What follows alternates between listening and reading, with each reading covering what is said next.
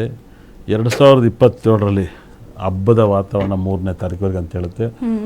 3/12/21/30 ಸಿಕ್ಕಾಬಟ್ಟೆ lucky day.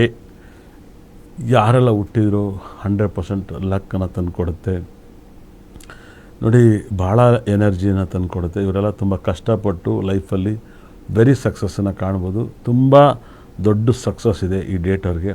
ಈ date ಅವ್ರಿಗೆ ತುಂಬ ರಾಜಯೋಗದ ಡೇಟು ಅಂತ ಹೇಳ್ತೀವಿ. 2027ರಲ್ಲಿ ದಯವಿಟ್ಟು ಭಾಳ ರಾಜಯೋಗನ ಕೊಡುತ್ತೆ. ಅದ್ಭುತವಾದ ವೆರಿ ಸಕ್ಸಸ್ ಕೊಡುತ್ತೆ. ತುಂಬ ಪಾಸಿಟಿವ್ ಮೇಲೆ ಪಾಸಿಟಿವ್ ಕೊಡ್ತಾ ಹೋಗುತ್ತೆ.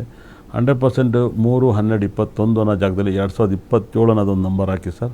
50-50 ಬರ್ತಾಯಿದೆ. ಹಾಗಾಗಿ ಆ ಜಾಗದಲ್ಲಿ ಅದನ್ನು ಹಾಕಿ ಸರ್.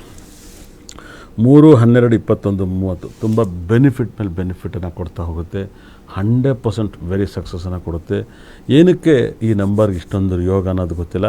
ಈ ಡೇಟ್ ಅವ್ರಿಗೆ ಮದುವೆ ಆಗಿಲ್ಲದವ್ರಿಗೆ ಎಷ್ಟೋ ದಿವಸದ ಮೇಲೆ ಮದುವೆ ಆಗಿರುತ್ತೆ, ಮಕ್ಕಳಿದ್ರು ಮಕ್ಕಳಾಗುತ್ತೆ, ಮನೆ ಕಟ್ತಿದ್ರು ಮನೆ ಕಟ್ತಾರೆ, ಸಾಲ ತೀರಿಸ್ತಾರೆ, ಕೋರ್ಟ್ ಕೇಸ್ ಎಲ್ಲ ಪ್ರಾಬ್ಲಮ್ ಕ್ಲಿಯರ್ ಆಗುತ್ತೆ. ನೀವು ಆರಾಧನೆ ಮಾಡಬೇಕಂತ ದೇವರು ನಿಮ್ಮ ಡೇಟಿಗೆ ಗುರುಗ್ರಹನ ಆರಾಧನೆ ಮಾಡಿ. ನಿಮ್ಮ ಮನೆಯಲ್ಲಿ ಅತಿ ಹೆಚ್ಚು ಕಡಲೆಕಾಳನ್ನ ಯೂಸ್ ಮಾಡಿ. ನಿಮ್ಮ ಲೈಫಲ್ಲಿ ಕನಕ ಪುಷರಾಗದ ಒಂದು ಬ್ಯಾಸ್ಲೆಟನ್ನು ನೀವು ಯೂಸ್ ಮಾಡಿ.